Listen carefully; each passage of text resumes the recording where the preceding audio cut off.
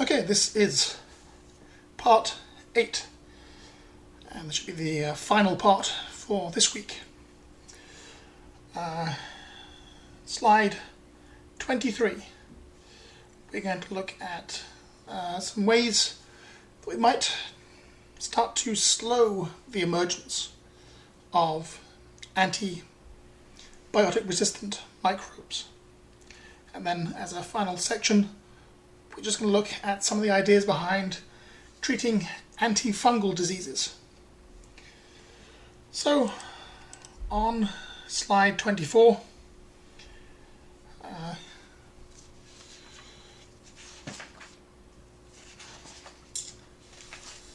there's a picture of the United States, and you can see where it's easier or harder, or indeed where there's more or less prescriptions for antimicrobials.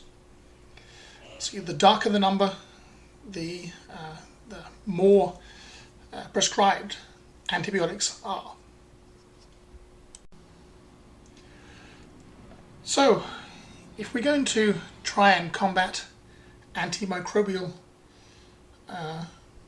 bacteria that are resistant, the first thing we need to do is to get a handle on prescriptions of antimicrobial drugs, because it's all too easy.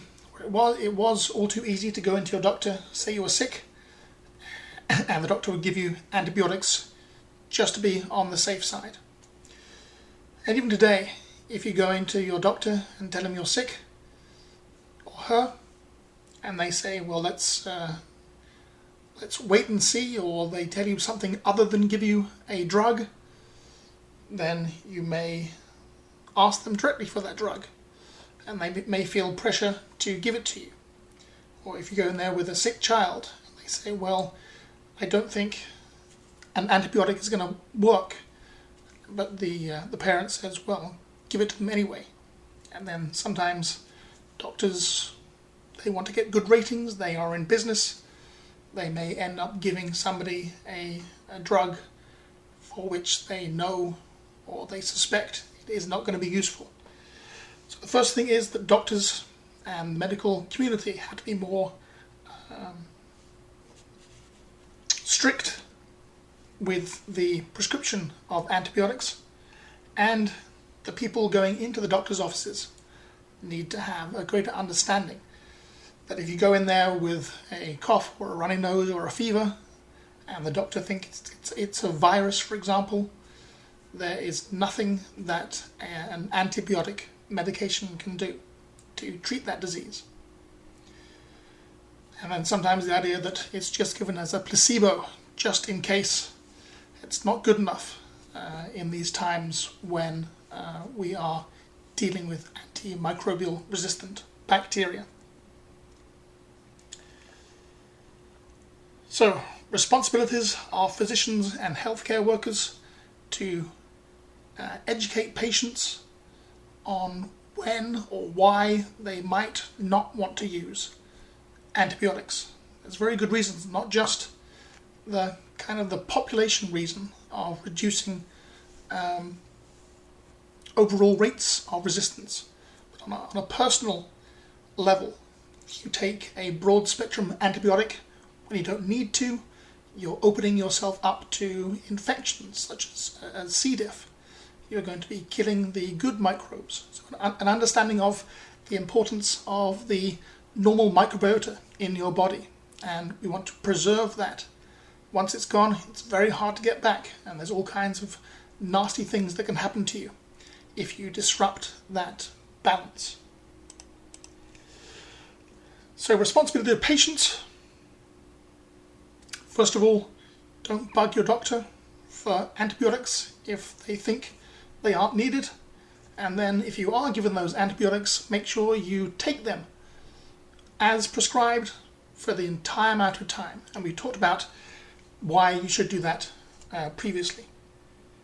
Don't try and take them for anything else other than what they are prescribed for. Again, they can't cure the common cold. They can't cure coronavirus, for example. So misuse simply selects for the bacteria that are resistant.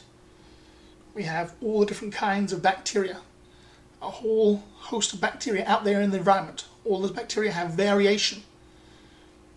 And the more we expose the environment to antibiotics, the more we are selecting for the microbes that are best able to survive in that environment. And then once one microbe becomes resistant, and say it puts that resistance on a plasmid, it can then give that plasmid to another type of microbe, and maybe a microbe that is not hurting us at all has resistance on a plasmid, and then it gives that resistance to a pathogenic microbe, and then that pathogenic microbe can harm us, and then we have no way of killing it.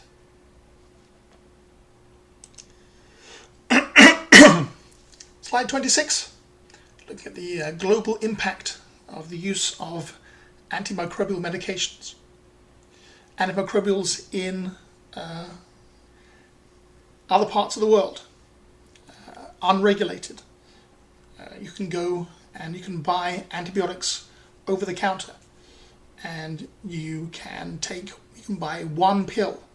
You go into your pharmacy, you're saying I'm feeling sick, buy one pill of an antimicrobial medication, and all it does is to select for resistant strains. Where we have poorer parts of the world, antibiotics getting into the water, even in the Western world we have antibiotics in the environment in general. Antibiotics used as low-level feed for cattle. All we're doing is we are giving the feed to pigs and cows on a daily basis, just mixed in with their food.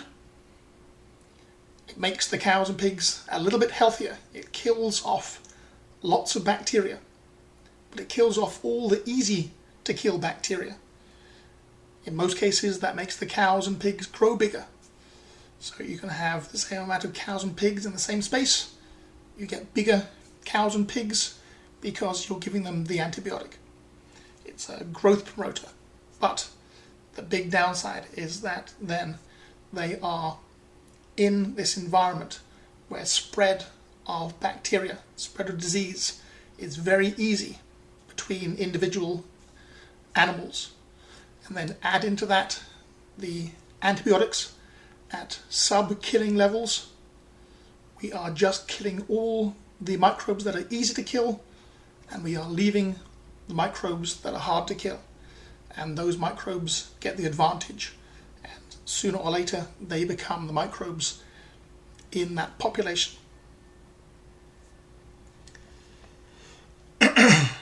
So that's the ideas behind antibiotics. Responsibilities of healthcare providers, responsibilities of patients, antibiotic overuse, antibiotics available in many parts of the world without prescriptions, sometimes without instructions, oftentimes with very little understanding of what that antimicrobial medication does. Little understanding of what it can treat and what it can't treat. Antibiotics used in animal feed as a production tool, but MRSA has been tracked down and found to have come from pigs. Humans gave Staph aureus to pigs. Pigs were given these low-level antibiotics in these unhealthy conditions. We have our bacteria. Some are low level resistance, some have high level resistance.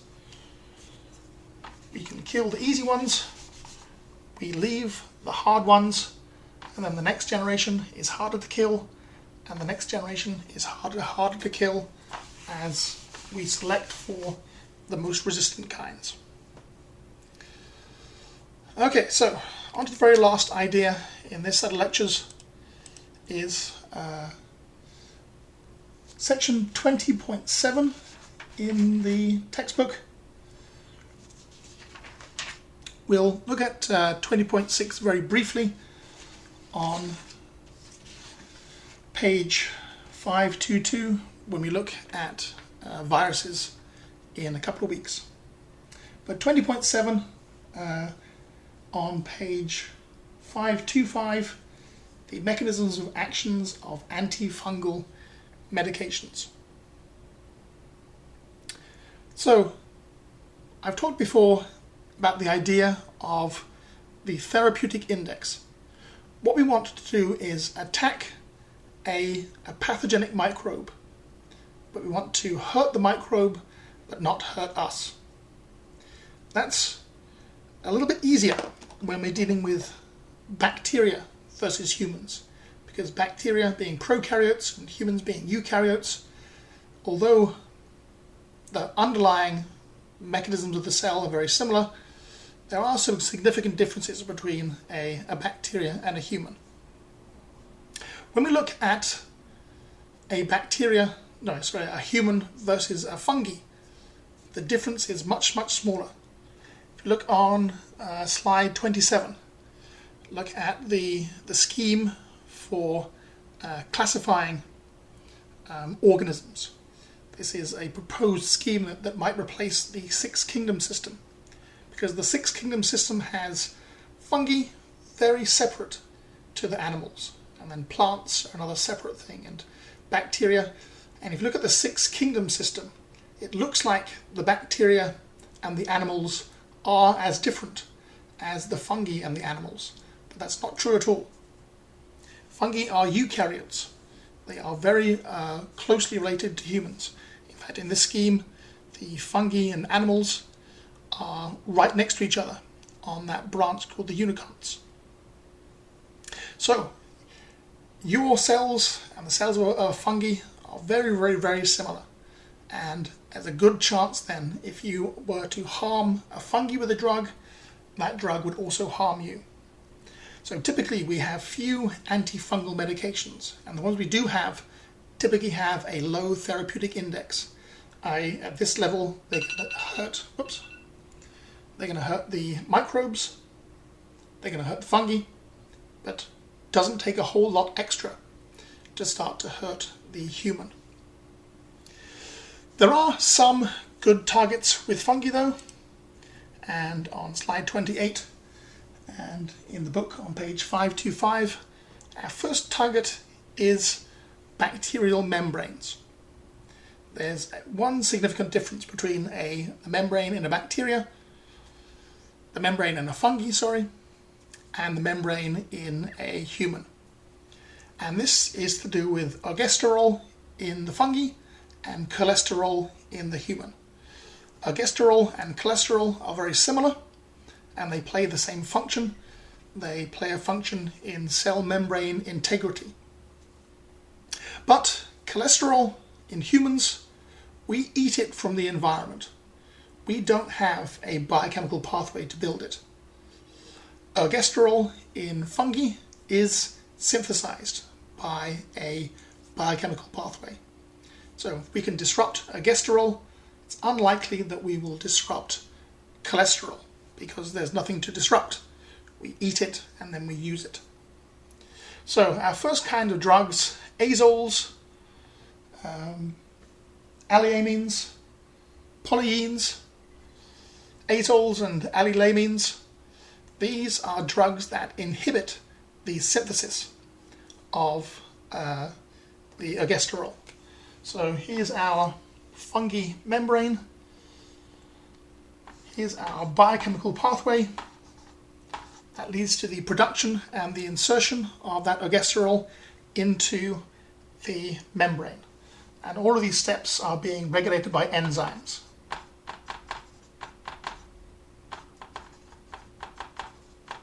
So we have this biochemical pathway to attack, and we can disrupt the function of an enzyme. We can disrupt this pathway. We can prevent the construction of ergosterol and its placement into the membrane, and that has all kinds of negative impact.